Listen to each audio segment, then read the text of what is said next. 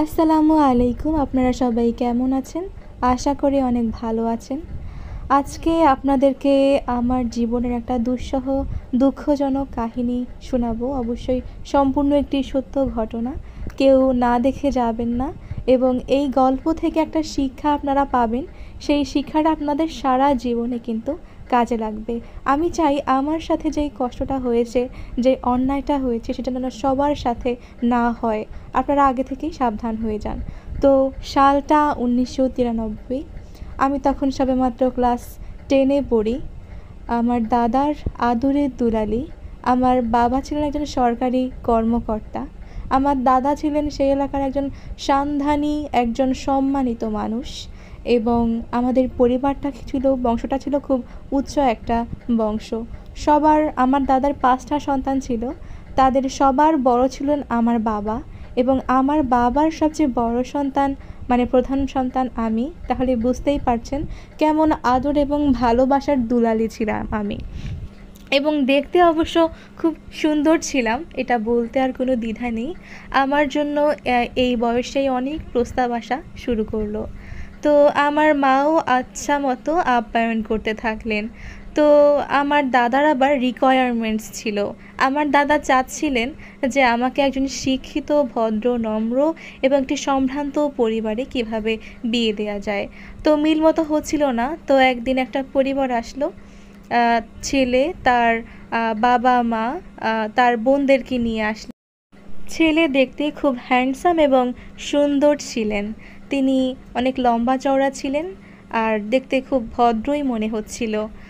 তো সব কিছু দেখে উভয় পক্ষের কথা কিন্তু পছন্দ হলো সবার। কিন্তু আমার দাদার একটাই শর্ত ছিল, এঙ্গেজমেন্টের তারিখ যেদিন হবে সেই দিন ছেলেকে তার বিএ পাসের সার্টিফিকেট দেখাতে হবে। আমার দাদা চাইতেন আমাকে যিনি বিয়ে করবেন তিনি যেন বিএ পাস হন, আর তখনকার আমলের বিএ পাস কিন্তু অনেক শিক্ষিত। তো ছেলেরা বলল তাদের বিএ পাসের সার্টিফিকেট আছে। এঙ্গেজমেন্টের দিনও ঘনিয়ে আসতে লাগলো।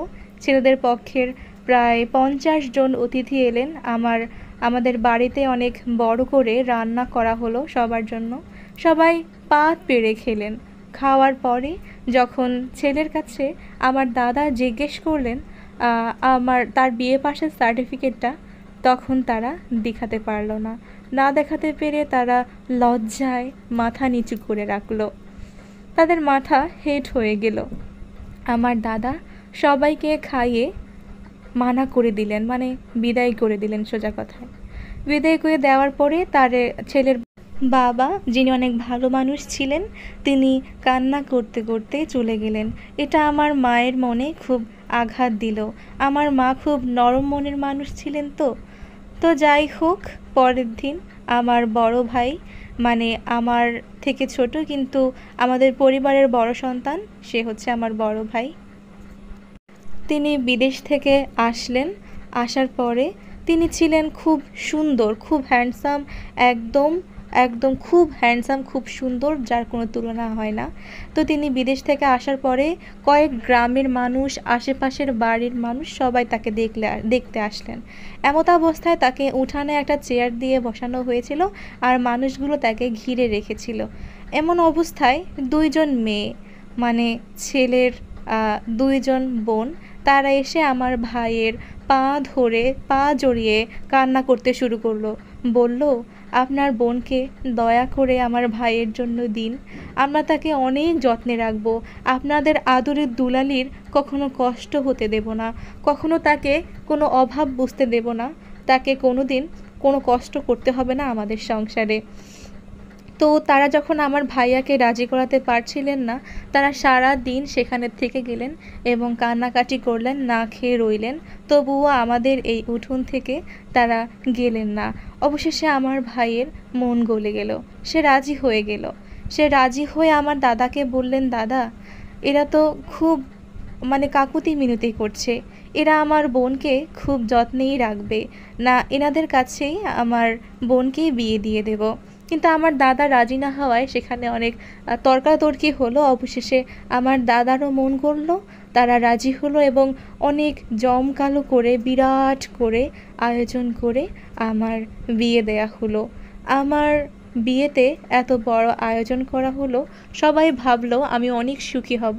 নতুন সংসারে গেলাম, 1 দিন 2 দিন 3 দিন, 3 দিনের দিন তাদের আসল রূপ ফুটে উঠল। তারা যাচ্ছে নয় তাই ব্যবহার, গালাগালি, ঝগড়াঝাঁটি, তুই তুকারি, তারপরে মার ধর, কোনোটাই আর বাদ রাখলেন না আমার উপরে।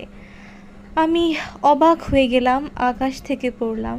তাদের এত ভালো ব্যবহার, তারা আমাকে এত কষ্ট করে আমাকে পেয়েছেন, কিন্তু তাদের এই ব্যবহার হঠাৎ করে আমাকে অবাক করে দিল। কিন্তু আমার বাবা মা কষ্ট পাবেন সেটা ভেবে আমি আমার বাপের বাড়িতে তাদের এই অত্যাচারের কথা বলতাম না। আমার হাজব্যান্ড কিন্তু নয়াবাজারের ব্যবসায়ী ছিলেন। অবশেষে তিনি জীবনের আরও উন্নতি করতে তিনি বিদেশ পাড়ি জমালেন, কিন্তু আমার উপর যে অকথ্য মানসিক নির্যাতনটা হচ্ছিল সেটা কিন্তু থামলো না, সেটা চলতেই থাকলো। আমার ননদরা 4 বোন ছিলেন এবং তাদের সন্তানরা ছিল 13-14 জন। তারা 3 বোন একসাথে আসতেন সন্তানদেরকে নিয়ে, স্বামীদেরকে নিয়ে।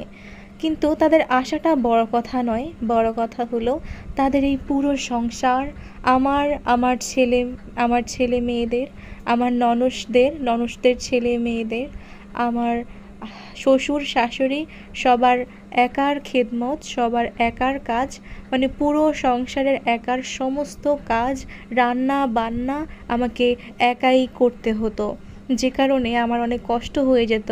এবং একই সাথে তাদের বাপের বাড়ি থেকে না আনার খোঁটা, তাদের বিভিন্ন ধরনের মানসিক নির্যাতন, তাদের দোষ ধরা, তাদের কুকথা, তাদের গালিগালাজ আমার মনটাকে ভেঙে দিতে শুরু করলো।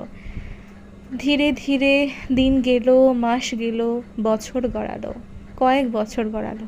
অবশেষে আমার হাজব্যান্ড বাংলাদেশের মাটিতে চিরতরে ফিরে এলেন বিমানে করে, কিন্তু শুয়ে শুয়ে। বুঝতে পারছেন কি বলতে চাইছি? আমার হাজব্যান্ড মৃত লাশ হয়ে দেশে ফিরে এলেন। আমার কষ্টের আর কোনো সীমা রইল না। আমার হাজব্যান্ড খুব ভালো মনের মানুষ ছিলেন, আমাকে অনেক বেশি ভালোবাসতেন এবং আমাকে একটা ঘর করে দিয়ে গিয়েছিলেন। সেই ঘরেই আমি বসবাস করতাম। আমার ভাইয়েরা আমাকে সাহায্য সহযোগিতা করতো, সেভাবেই আমার দিন চলছিল। আমার ছেলেমেয়েরা বড় হলো, তাদেরকে বিয়ে দিলাম, আমি শাশুড়ি হলাম।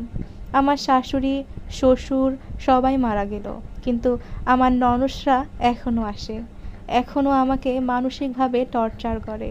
এবং উপরন্তু আরেকটা বিষয় হলো, এই সারা ঘরে আমি একা থাকি, একা থেকে থেকে আমি জীবন কাটাচ্ছি এবং দিন গুনছি মৃত্যুর। আমার জীবন কাহিনী আপনাদেরকে কিছু অবশ্যই শেখাতে পারে। সেটা হলো, অতিভক্তি চোরের লক্ষণ।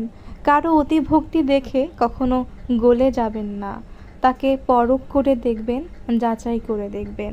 শাশুড়িদেরকে বলছি, আপনারাও একসময় বৌমা ছিলেন, বৌমাদের কষ্টগুলো আপনারা বুঝবেন, ভালো শাশুড়ি হওয়ার চেষ্টা করবেন। আর ননদদেরকে বলছি, আপনারাও কিন্তু এক বাড়ির বউ, আপনারা কেন আপনার ভাইয়ের বউকে কষ্ট দেন? সে তো আপনারা যেরকম আপনাদের বাড়িতে রাজকন্যা, সেও তো তার বাবার বাড়িতে রাজকন্যা, তাই না? শাশুড়িরা কেন এই জিনিসটা বোঝে না যে তাদের ছেলের বউকে তাদের বাবা মা কত কষ্ট করে লালন পালন করে এই পর্যন্ত এনে তার ছেলের কাছে বিয়ে দিয়েছেন। তাদের দায়িত্ব ছিল এই মেয়েকে খুব আদর যত্ন করে রেখে, ভালোবেসে রেখে মেয়েকে সুখ শান্তিতে রাখা, কোনো কষ্ট না দেওয়া, আপন করে নেওয়া। কিন্তু সেটা না করে তারা যে দুর্বিষহ কষ্টটা আমাকে দিয়েছিল তার কোনো সীমা হয় না। এতক্ষণ থেকে আপনারা যার জীবনের কাহিনী শুনছিলেন, তিনি আমার খুব নিকট আত্মীয়। তিনি আমাকে অনুরোধ করে বললেন তার জীবনের কাহিনী আপনাদেরকে যেন শোনাই, যেন তার মতো কেউ কষ্টে ধুকে ধুকে শেষ বয়সে চলে না আসে। অবশ্যই আপনারা এই কাহিনী থেকে কিছু শিক্ষা নিন, যাতে নিজেদের জীবন সুখে শান্তিতে কাটাতে পারেন। তার জন্য সবাই দোয়া করবেন। তিনি এখনও তার জীবনের সমস্ত দুর্দশা কাটিয়ে উঠতে পারেননি। ভাগ্য আর নিয়তি তো সকলের জন্য সুখকর হয় না, সকলের জন্য সমান হয় না।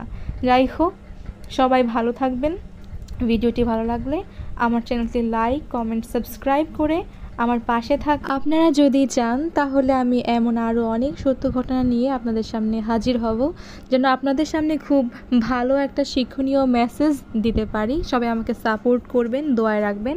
আল্লাহ হাফেজ, আসসালামু আলাইকুম।